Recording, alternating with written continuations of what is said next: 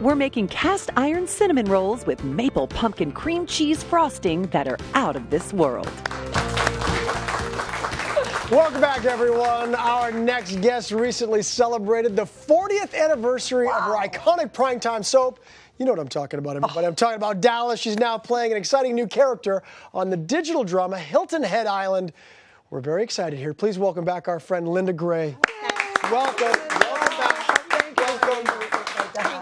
Now, a big congratulations are in order. I hear the cast, 40 years later, the cast of Dallas reunited back at South Fork Ranch in Texas.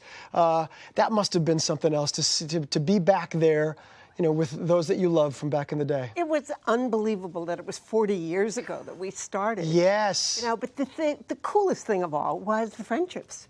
Oh. You know, we're still like such good friends. And I bet you it felt like it was just like yesterday. We did. You know, we're back at South Fork, around the pool, and I thought, it can't be 40 years ago. And there, and look at the photos now, obviously. Little changed, yeah. Yeah, a little bit changed, a couple fewer people, too. Obviously, I'm sure they were missed when you were there. Yeah, of course. Yeah. Absolutely. But now you're making new memories with Hilton Head Island. Memories. We just moved from Dallas to Hilton Head, right? You're still in the South? Still in the South. That's right. Hilton Head's a beautiful place, by the way. Yeah. But this is a little different. This is, it's not your typical soap opera like we were discussing. It's called a hope opera. I know. And it's very family friendly. Why was this something that was so appealing to you?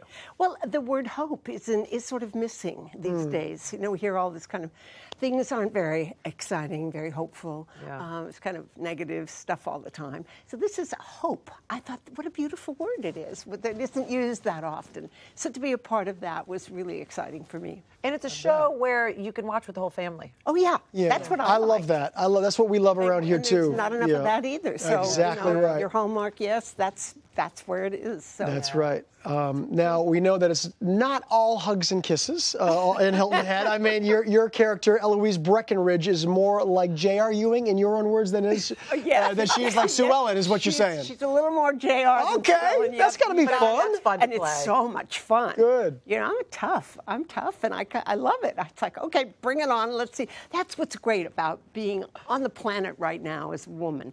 We get to do so many exciting things, and technology is so cool.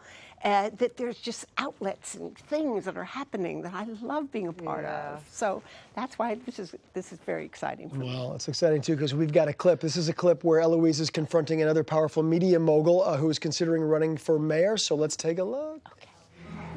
Your network is nothing more than a front for hiding corruption of your family. That's a lie, and you know it. It makes for very good reading, doesn't it? Also, I think you better think twice about running against me for mayor. Is that a threat? Actually, it's a promise. This election is going to destroy you and your entire family, Mr. Trisk. Yeah! That is so fabulous. You know what is more like JR? I love that. I learned from the best. Oh, yes, you did. And you had so many years learning from him. So this wasn't the first time that you've actually run for political office. No. Because Sue Ellen, I remember, ran for governor. She did. It was actually my choice. I said, it was your idea. Went to them and I said, hello. That was right at the reboot. The reboot, yeah, that was so fabulous. And so I said to the producers, I said, she has to come in stronger 20 years later. She can't be the same Sue Ellen. She has to run for political office and really scare the you-know-what out of J.R. Ewing. Yeah. And I was like, she has to be political. Yeah. She has to be governor. And so they said, okay, that's a good idea. All right, so she runs for governor, banners, political. It was awesome. Speeches. I remember. It was so cool. good. And then they came to me and they said, you know what? The capital of Texas is in Austin, and we don't have enough money to fly you back. Oh, man. Back and forth from Dallas that's not good. to Austin. Yeah. I'm like, oh, shoot. There went So close. Great idea. My great idea. What could have been? So upset. What could have been? Oh, Sue Ellen could have been geography. governor. And I said, no, but please, if I can't run for governor, I said, let me lose, but let me lose quick. Don't drag it on all. It's like ripping off a Band-Aid. Yeah, Just take it off quick. Do it, and do it fast. best. You know, but having said that, you're absolutely right. How far Sue Ellen had come from the original to the reboot. Because, I mean, you started out as an alcoholic, as a woman under the thumb of her husband and really being completely controlled. Just from the opening credits from the beginning, the first Dallas to the reboot were so different. I would love to show everybody at home just how different. Look at that. Ooh. Look at Sue Ellen there and look at Sue Ellen in the reboot. Just from those images, you can tell, can't you? There's a big contrast. That must have been so amazing playing Sue Ellen for so many years. Oh, she was so much fun. So much fun to do. As an actor, you know, they talk about arcs, you know, people having like 4-show arcs or something. She had like 14 years of arc after arc after arc. Yeah. And, you know, as an actor, I mean, it was a dream. And I know it was also very important for you to shine the light on people with substance problems who are suffering. And that was back in the 80s, the late 70s and early 80s. That was not shown very much.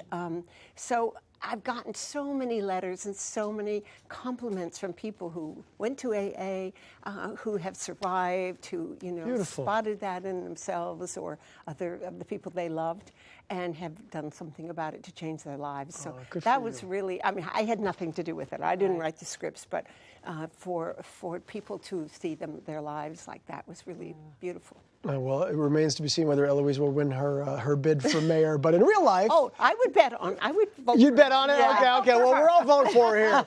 We'll have to see. But in real life, you've been named the Goodwill Ambassador to the city of Dallas. That is pretty cool in itself. Tell us what some of your duties are, Miss Ambassador. It's absolutely brand new, and I was so thrilled and really honored. You know, it'll be a year long, and because it's brand new, I don't know what I'm doing. So I have no clue yet. But you've got the title. I've got the title. I know I wear a tiara and a cowboy hat. I don't know. Something I think you should wear both. Right. And you probably organize some lunches. Yeah. I think when you do organize those lunches, hopefully we'll be invited. Well, you have to come. we do. We definitely do. Thank you so much for being here. It was great to see you and catching up. Thank you very much. Everybody, be sure to catch Linda in Hilton Head Island, which is now streaming. You don't want to miss it. And you all stick around because LZ is up next. That's right. Up next, I'm going to show all the ladies at home how to tap into their wild side with this season's hottest trend, animal print.